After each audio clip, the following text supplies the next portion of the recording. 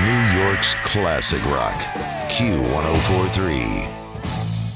Michael. Hi, can you hear me? Yes, and the reason I'm having Michael on is that tomorrow, Michael and Barasch and McGarry are holding a breast cancer webinar with the American Cancer Society, so that any of your questions about the breast cancer linked to 9/11 toxins will be covered. And you're having two, one at 8 a.m., one at 7 p.m.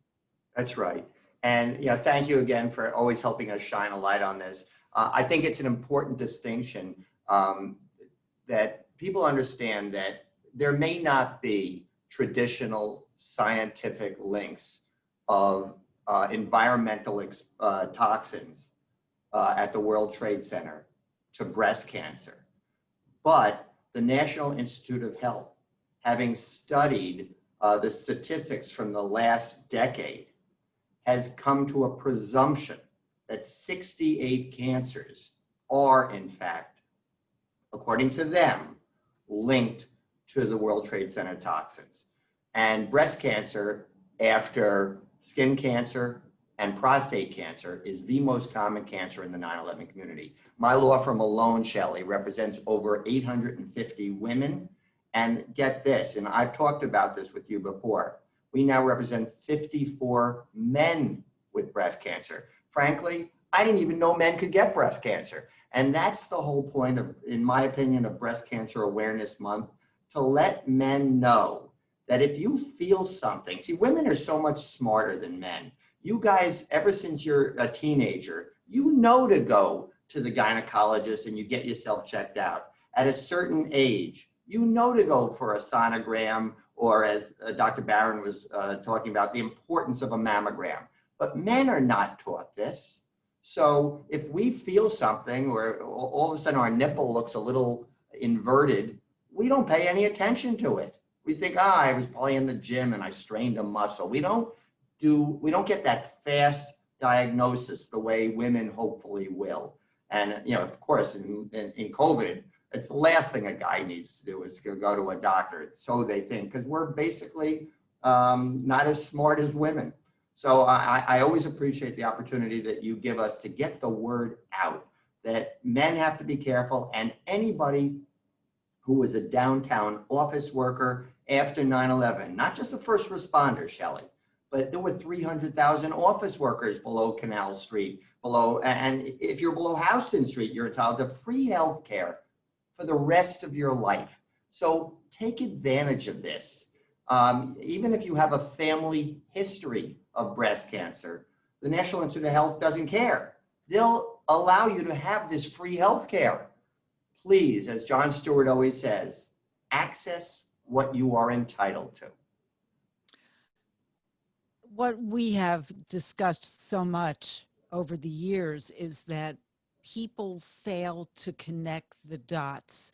If you had breast cancer 8 years ago, and like me, you're cancer free and you're one of the lucky ones, you just don't think that this could date back to an event that was almost 20 years ago. People are not connecting the dots. And when I remember when the health issues first surfaced with 9/11, we talked about the cough. So it's not top of mind that it's breast cancer after skin cancer. Breast cancer is the most common 9/11 cancer for women, and prostate cancer, the most prevalent 9/11 cancer for men. You just don't think of that. You think it would be lung cancer, and it Right. isn't. Well, lung cancer is among the top 5 cancers.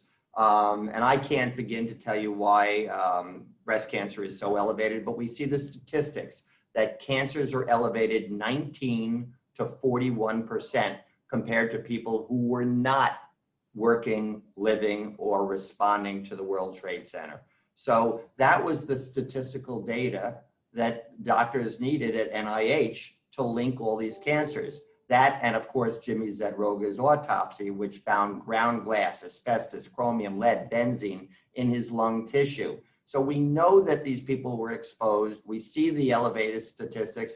I'm so appreciative that the government is making this free healthcare available. And of course, compensation for those who are certified with 9/11 illnesses. But even if you have health insurance, being able to have the government pick up all your deductibles, all your co-pays is a huge savings if you have cancer.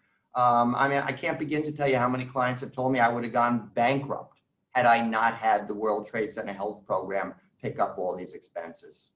And people tell me that it's the best medical care of their life. And we should also mention, if you live in New Jersey, you don't have to come into New York for the health care. It's in all 50 states. And again, let's just mention we only have a minute left, the webinar, how people can register.